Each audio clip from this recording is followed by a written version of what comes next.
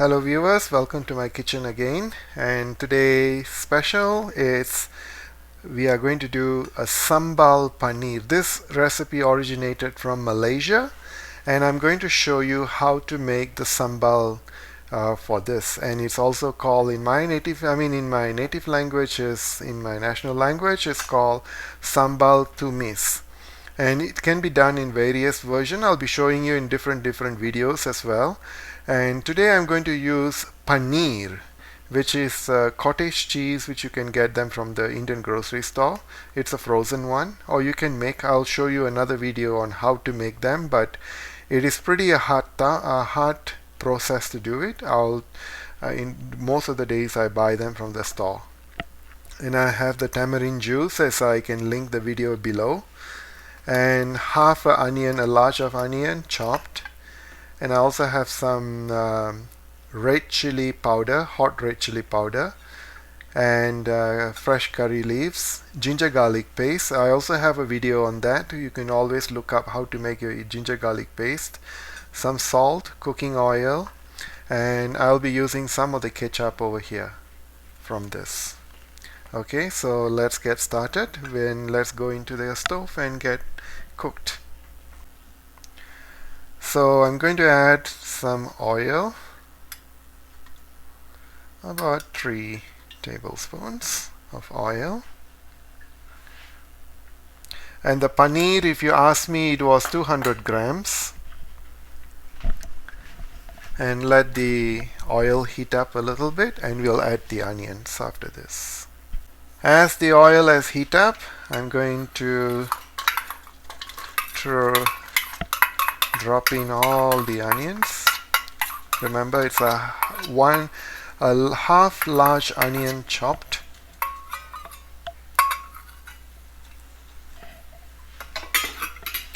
And I'll add some salt.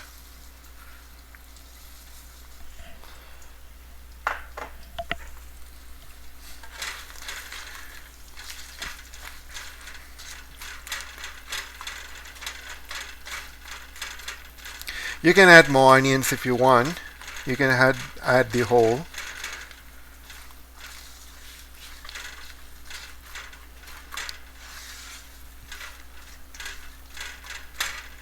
So let the onions cook, and then we'll come back.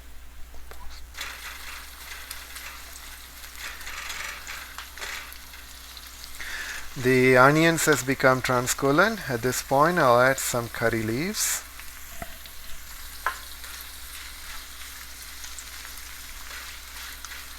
Just to saute a little bit,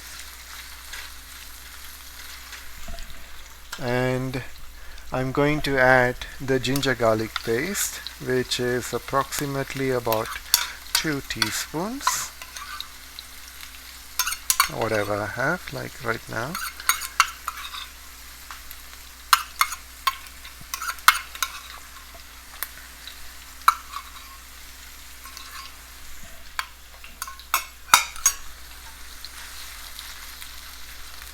So till the ginger and garlic is cooked, like the smell comes up.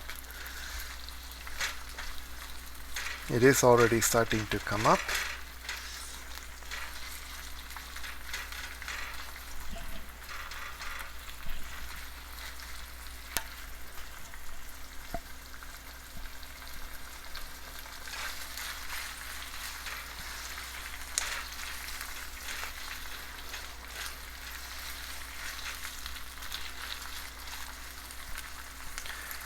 For those who can't take garlic and onions, you may make just ginger paste by grinding the ginger, and instead of using ginger garlic, you can just use ginger alone. So but use a little extra so that it comes back to the same amount.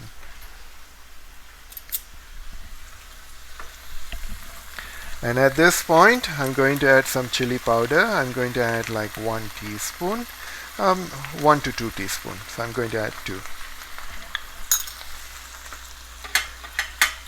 And we got to saute them till the oil separates. then it means the chili is cooked, and also the color will change. Remember, cook the chili properly until it's well cooked. If not, you'll have stomach upset.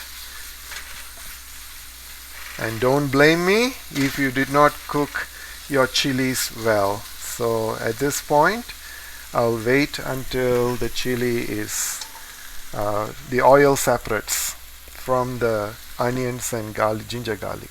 The viewers, the oil is getting separated right now, and at this time I'm going to add some tomato ketchup.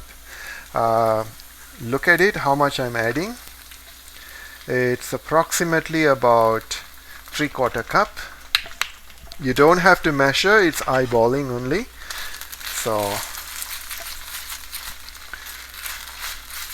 about 3/4 cup. If you need more, you can add more. If you like it less, you can add less. Some of you might ask me if I can add fresh tomatoes instead of the ketchup.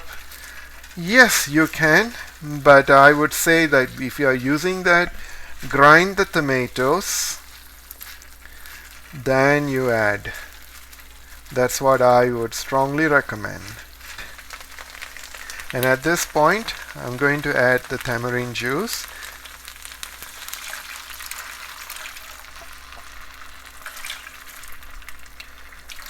It's approximately about a cup.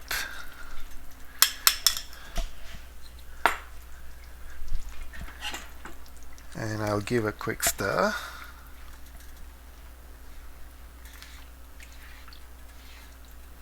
And as you can see, it's getting thicker. And at this point, I'm going to add some water. Add about 1 cup of water.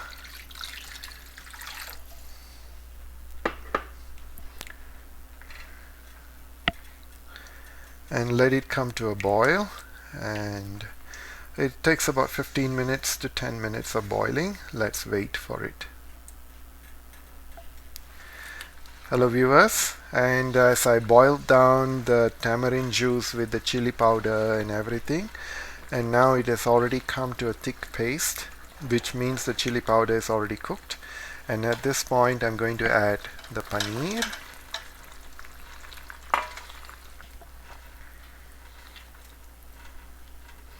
So we'll cook it for about another 5 minutes, and after that we are kind of ready to be served.